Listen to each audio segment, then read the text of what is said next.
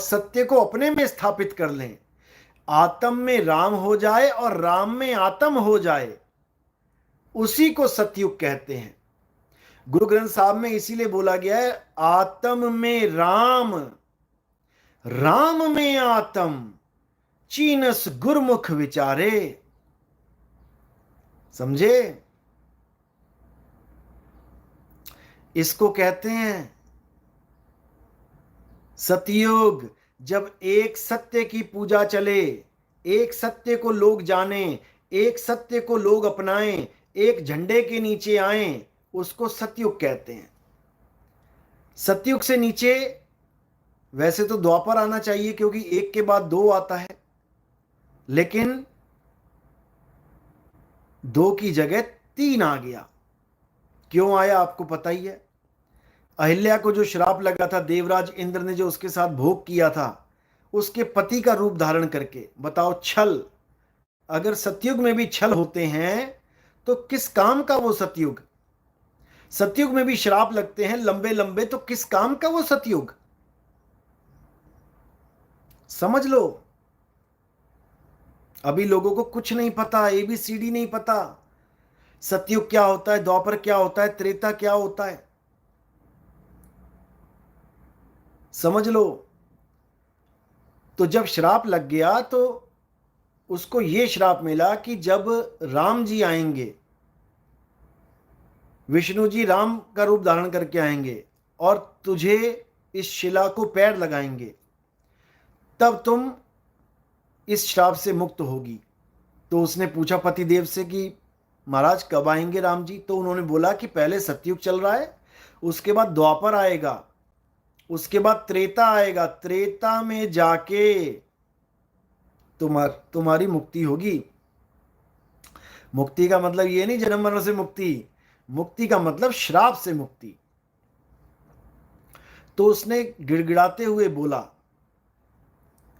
ऋषि से कि ऐसी कृपा कर दो, क्योंकि इतना लंबा श्राप मैं नहीं झेल पाऊंगी, ऐसी कृपा कर दो कि त्रेता पहले आ जाए और द्वापर बाद में आए। तो उन्होंने तथास्तु कर दिया, उन्होंने आशीर्वाद दे दिया। इस कारण, यानी पत्थर के कारण, त्रेता पहले आ गया, द्वापर बाद में आया। और तुम्हारे जीवन में भी पत्थर के कारण त्रेता पहले आ जाता है, द्वापर बाद में आता है। कैसे? जब तुम सत्य से गिर जाते हो, तब द्वापर में आते हो, यानी दो में, एक को छोड़कर दो की भक्ति शुरू करते हो। दो कौन है? मन और माया। इसी को कहते हैं ब्रह्म और प्रकृति, पुरुष और प्रकृति। समझे? इन दोनों में आते हो, उसके बाद त्रेता में जाते हो। त्रेता में क्या है? त्रय यानी तीन, तीन गुणों की भक्ति में। कौन से तीन गुण? रजोगुण, सतोगुण, तमोगुण। जब ब्रह्म और माया को भी छोड़ के और नीचे की भक्ति में आ जाते हो, तीन गुणों की भक्ति में, तब त्रेता में आ जाते हो। और त्रेता से भी जब नीचे गिर जाते हो, आजकल देखो बच्चे क्या मंदिर में जा रहे हैं तीन गुणों की भक्ति करने, मोबाइलों पे रील बना रहे हैं, नाच रहे हैं, गा रहे हैं, लाइक्स देख रहे हैं, कमेंट्स पढ़ रहे हैं, पूरा दिन इसी में निकल जा रहा है। कौन से ब्रह्मा जी, कौन से विष्णु जी, कौन से शंकर जी, केवल कब याद आता है? जब घर वाले कहते हैं भाई आज दिवाली है, आज सारे पूजा करेंगे, पैसे आएंगे घर में, तो बैठ जाता है दिवाली में पूजा करने के लिए। या कोई कहे अरे बड़ा अच्छा मंदिर बना है, चल वहां जाके रील बनाएंगे, चला जाता है मंदिर में दर्शन करने के लिए, रील बनाने के लिए। भगवान को भी पूजा करते हुए रील बनाएगा वो? वैसे कभी ना भगवान के पास जाए। पत्थर को भी पूजेगा तो रील बनाएगा। तो ये कलयुग की निशानी है, यानी तीन गुणों से भी नीचे गिर जाना, ये कलयुग की निशानी है। पूजा भाव, भक्ति, वंदना सब खत्म। तो सबसे पहली भक्ति सतभक्ति, एक की भक्ति, उसके बाद मन माया यानी द्वापर की भक्ति, उसके बाद त्रिगुण की भक्ति, और उसके बाद कोई भक्ति नहीं, बर्बादी। तो इसी 3 गुणों के भक्ति में भूल पड़ा संसार, और कहें कबीर निज नाम बिन कैसे लागे पार। तो आपके जीवन में ब्रह्म और माया की साधना भी इतनी आसान नहीं है कि आप कहो कि मैं ब्रह्म ज्ञानी बन जाऊं, नहीं। सबसे पहले आपके जीवन में त्रिगुणी भक्ति आती है। पत्थरों की पूजा करते हैं सब। अरब देश में भी आज जो मस्जिदें बनी हुई हैं उनमें भी शिवलिंग विराजमान हैं, क्योंकि पहले इन्हीं की पूजा की जाती है। उसके बाद इनसे ऊपर उठ के निराकार की भक्ति में आया जाता है, यानी ब्रह्म और माया की भक्ति में। ब्रह्म भी निराकार और माया भी निराकार। निराकार निर्गुण है माया, तुमको राखे भरमाई हो, समझ लो।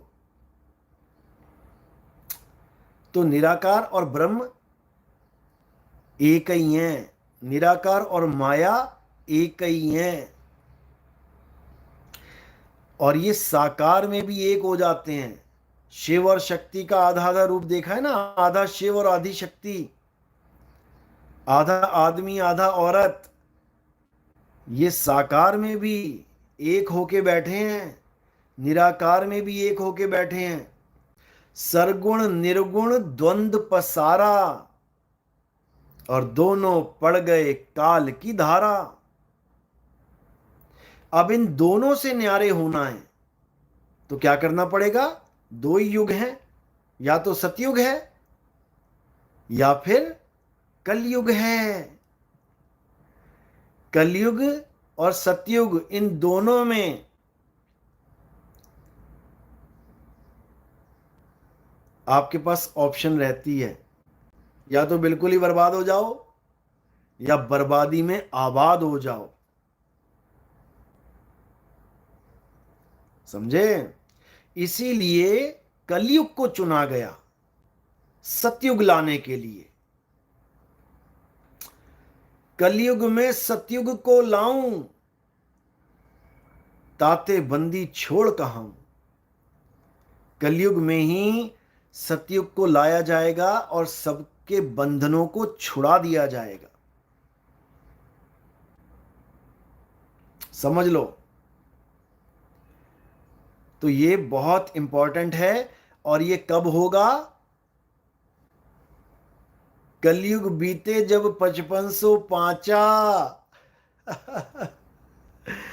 तब मेरा वचन ये होगा साचा।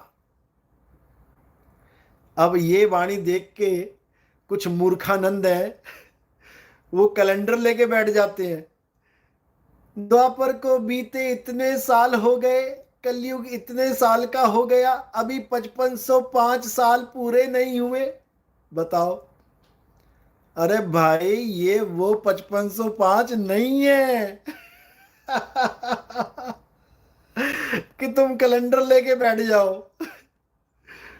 ये 5505 बहुत गुप्त भेद है, बहुत गुप्त भेद है। समझे? थोड़ी सी जानकारी दे देता हूं। अगर सच में जानना है कि 5505 क्या है, वैसे तो नहीं देनी चाहिए अभी, लेकिन थोड़ी सी दे देता हूं जो विवेकी होंगे समझ जाएंगे। आप अपने गूगल पे, मोबाइल पे टाइप करना लाइव के बाद, एंजल नंबर 5505 और फिर देखना कि तुम्हें क्या दिखाई देगा। ये जितने मूर्ख जो समय को 5505 मान बैठे हैं कि कलयुग बीतेगा 5505 तब मेरा वचन ये होगा साचा। अरे मूर्खों, संतों की वाणियों में गुप्त भेद होते हैं, और ये गुप्त भेद वही जानता है जिसके लिए ये वाणियां बोली जाती हैं। निकम्मो, निकम्मो, सुधर जाओ, सुधर जाओ। बाप बाप होता है, बेटा बेटा होता है। तुम बाप नहीं बन सकते। समझे? तुम बेटे ही रहोगे हमेशा।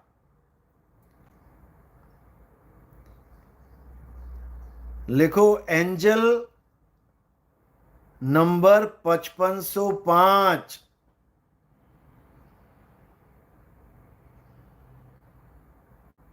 समझे?